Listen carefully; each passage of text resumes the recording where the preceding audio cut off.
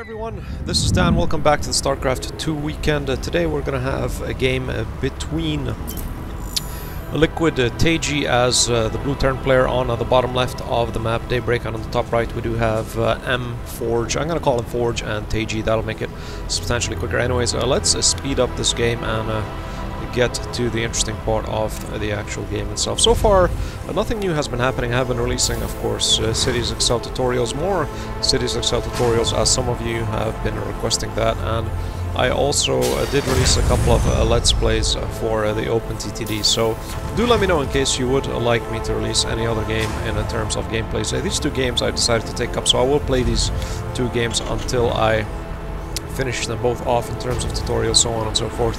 I will also decide to start doing the AMG newscasts, that being the first of every month, which will literally cover the previous month's releases and news in terms of tech and so on and so forth, so that might be interesting to see as well. Anyways, let's get back down to the game. We do have TaeJa, of course, going with that barracks directly gas, so we're gonna have, I do believe, a factory build, so he might probably going directly for the factory, maybe Hellion Harass in the beginning, so soon time will tell. Of course, the two SCVs did miss each other from Forge and TaeJa, so this is going to be pretty interesting. Forge did go directly for the second command center, so he did obviously spot that out, so he does know that something's happening here, especially since he did go for the gas first. No, is he going? Yeah, he is going for that factory first, so yes, we are going to see probably those Hellions up and early in the game. We do have finally that first Marine up from TaeJa. That should technically take that out. The second gas is online, so we're gonna see really, I do believe, a lot of Hellions. I do believe a lot of Hellions. And is this the start port? Yeah, we do have the start port. A lot of Hellions and maybe some medevacs or Vikings into play. We'll exactly see how this turns out to be. No, this is the tech lab, so we're gonna have Banshees and Hellions. Banshee, Hellion, Marine Harass by LiquidTaeJa, and these two Marines are going to be taken out. Of course, that's Supply Depot, and he is placing down a bunker here. So Forge is trying to get those defensive positions up and ready. We do have, of course, factory up, and that one rack, you know, he is not building off that one rack. He was saving up for that reactor. He finally did get that reactor. We do have TaeJa's one Marine on the center of one of the Zilnaga towers, so he should be able to keep that up. We do have the Cloak Research finally coming online, so we are going to have Banshees for TaeJa, including a couple of Hellions. I'm not sure if he's, or actually is he going for Hellion as well? I don't know. He completely cancelled off the Hellions. He is just one Hellion, that's all he has, and he's going to be going for that early on Banshee Harass. It's really interesting to see if he's really going to, if it's going to pay off exactly. So so far, of course, Forge has no clue that the Banshee Harass is coming, so he is continuing to build with that one racks and of course that factory and the second starport. So we're going to see obviously again a build if he's going to go for those medevacs or if he's going to go for a different build. That Hellion could maybe sneak past on the backside here and could be able to take out a few SCVs, but will TaeJa take that out? No, he's just leaving the forward Hellion just to scout out in case it is possible. We do finally have nearly the starport complete for Forge, and that first Banshee or second Banshee, let's take a look. Yeah, that first Banshee is going to be completed as well, directly routed all the way to TaeJa's Banshee is directly routed to Forge's base, directly to the actual mineral line. So let's see, the Cloak Research is going to be complete. The second Banshee is online. Is he going for at least a double starport? No, not at all. He is really sticking to that. And finally, Forge knows something's up, and he is going to be starting producing those Vikings. A little bit too late, though. He's going to have to use those cans to actually be able to pick off those cloaked Banshees. So let's see exactly which way he decides to go for it, because the moment he starts this, he's going to have to really go for it as soon as possible. He's going to have to take as many out, and he's going to have to be cloaking it now, anytime now, because they are going to attack. And here comes the cloak, and he's going to be taking out these units. Here comes that Viking. Nothing he can do. He's going to have to place down the scan. Of course, all the actual SCVs are off. He should really chase down the SCVs. Really, what a waste of cloak here by TaeJa. TaeJa is now going. He's going. Here comes the scan. Viking, of course, spots the Banshee. Banshee drops, and that's it. So far, I don't really see in terms of resources. Let's take a look. We do have 250, 250. So it is pretty equal, though. 5 units lost for TaeJa, but I mean for Forge. Here comes the cloak. Again, another movement into the actual production line. He should be able to take out a couple of SCVs. The more SCVs, the better. And Marines moving in. A scan gets dropped down, and he will move away with that Banshee, but too late. That Viking will pretty much pick off that Banshee. So he should be able, if he does this, he could maybe actually keep Forge on his tiptoes and not really move out. So here come 3 Marines that will pretty much be picked off by this Hellion, but the Hellion is nearly dead, so the Hellion will drop 3 Hellions and a couple of Marines. A little retaliation. Of course, the Banshee should pretty much spot this if he's going to be crossing paths. Is he going to spot this? No, he doesn't. He just misses that. Oh my god, here comes a nice push by Forge. We do have at least 10 Marines and 3 Hellions, and of course the Xel'Naga Tower sees that, so TaeJa is going to be countering. We do have, of course, Ravens for both sides. And does he have enough? Yes, he has more than enough to actually counter that out. We do have a lot of Hellions and that Marine, and a double S, of course, by TaeJa. He is actually preparing, so he's splitting up those Hellions to prepare for a push by actual Forge, and that Banshee is going around this time because he doesn't want to get picked off by the actual Xel'Naga Tower or be spotted, so he's going to be going around, again cloaking up and moving forward. We do have, of course, that blue flame research for Liquid, but a little bit too late though.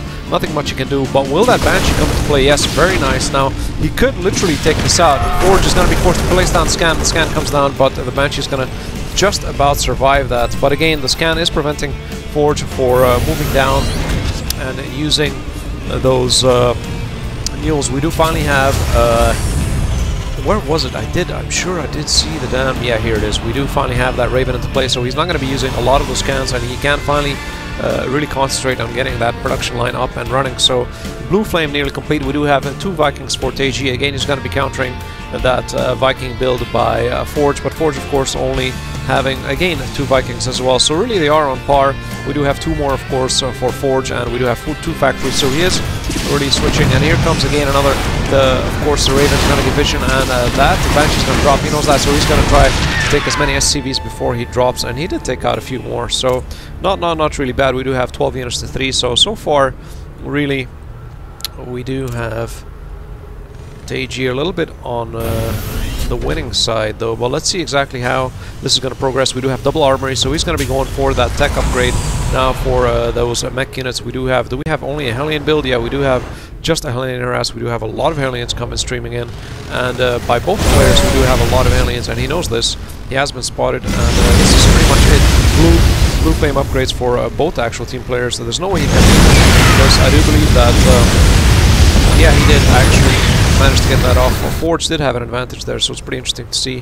What is this? This is the actual barracks that is moving forward, just to scout out and to see if anybody is going to be moving down. Of course, he is checking if he has that 3rd base up, but TaeJa doesn't have that 3rd base up and running.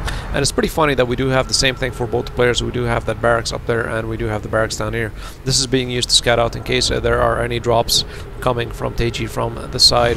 Otherwise, we do have the 1-1 upgrades for the vehicles, and finally we do have the siege tech for Forge. So let's see what is going to be happening here. We do have a lot of Vikings by Forge. Forge is really persisting on keeping that air dominance here. Double supply depots, of course, to increase that supply line, and so far that's it. We do have, of course, siege research coming in for both players, and finally TaeJa moving into that 3rd base, moving down his units, and that's pretty much it. These tanks should, I do believe, siege up here, maybe move up and siege up on the higher ground, so time will tell exactly what happens. The command center is moving in, of course, and a lot of Vikings as well by TaeJa, so both players are persistent in keeping that Viking build. This barracks is going to drop, not really do any scouting at all.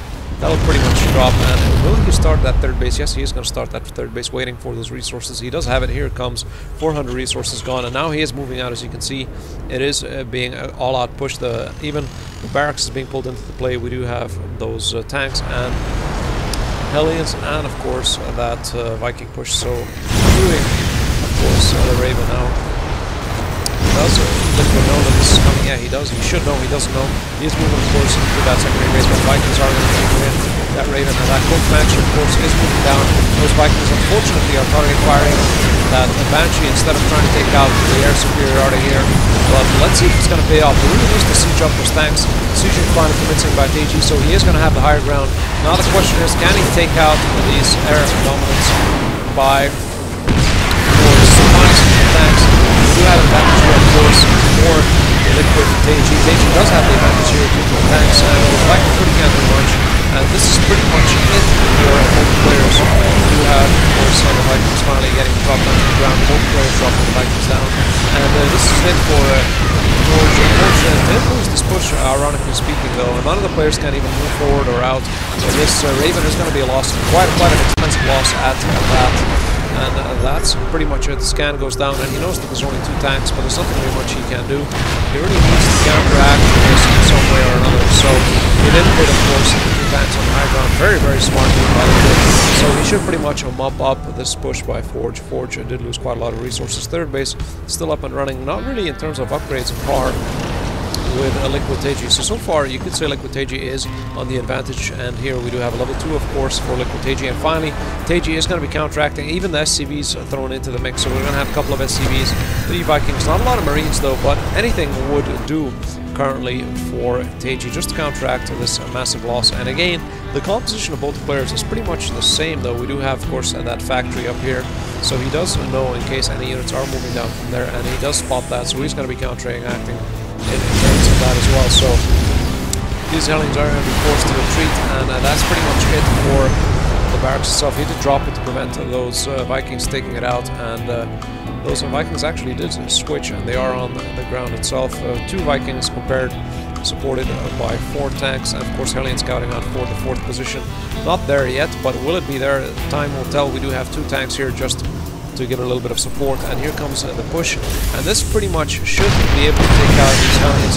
Very nice placement of the siege tanks, so he still should be able to see them. Yes, they are just in range there, so all he has to do is just move to the other side, and that's pretty much it. Very nice placement by TaeJa of those 2 tanks, and we do have a lot of tanks coming into play for both players now, or more tanks for Forge as well in production, another Raven as well, so that Raven should be completed for TaeJa. And finally the weapons level 1 for Forge. Forge is really behind, very behind in terms of upgrades. He did place that barracks down, so really LiquidTaeJa should be able to take this, but let's see what the actual game will tell. We do have still tanks on both ends. We do have 2 command centers for LiquidTaeJa coming online, so really he is going command heavy. He's going to be using them for macros and mules. From the looks of it, he is just using them for mules now, so it's pretty nice to see that we do have TaeJa using these builds for mules. Finally a push coming out by LiquidTaeJa. He is putting all the forces together into one block. A 4th command center is being put down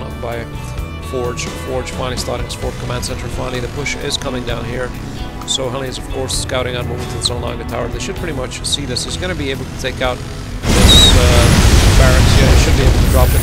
Barracks raises, Ravens should actually, Vikings sorry, should be able to move in and take that out. Another push coming in by Forge. Is he going to push into the actual 4th base or not? No, it doesn't seem so that he's going to be doing that. Of course, TaeJa does believe that that's going to happen, so he did move a couple of Hellions in with a few SCVs in case he does decide to push out with those Hellions. But it was a very smart call. Here comes the push. No, he decided to retreat.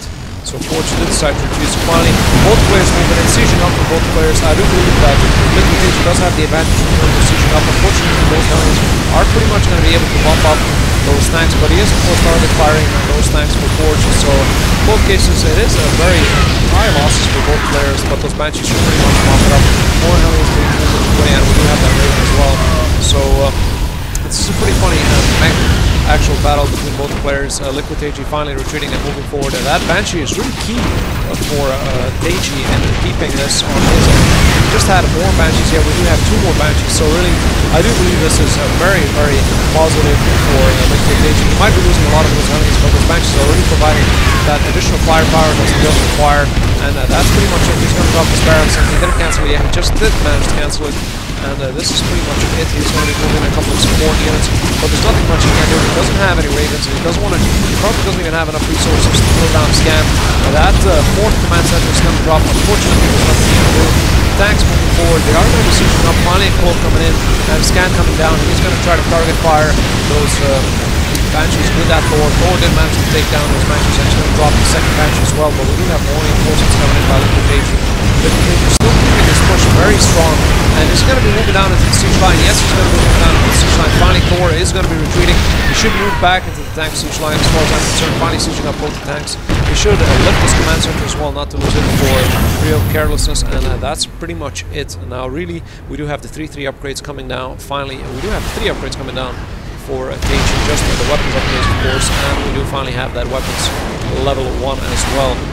So Vikings are going to drop his command center. He really should hurry up so he doesn't drop that command center. Save it. Thor moving in. Thor's going to drop. Really waste of resources. by Forge. So really mismanagement there, I do believe. Finally, another push is coming in, and that's pretty much it, I do believe, for Forge. This should be the final push that is required. Of course, the units on the higher ground position for the lower ground tanks coming up. This is a very nice position. These those should be target fired very quickly by these tanks, and that's pretty much it. They're going to drop the scan being dropped down by KG, and Forge calls it a good game. And this is a very nice game, of course, between both the teams. Very, very closely played, and I would congratulate both the players. And as always, happy gaming, and see you guys in game 2. Bye.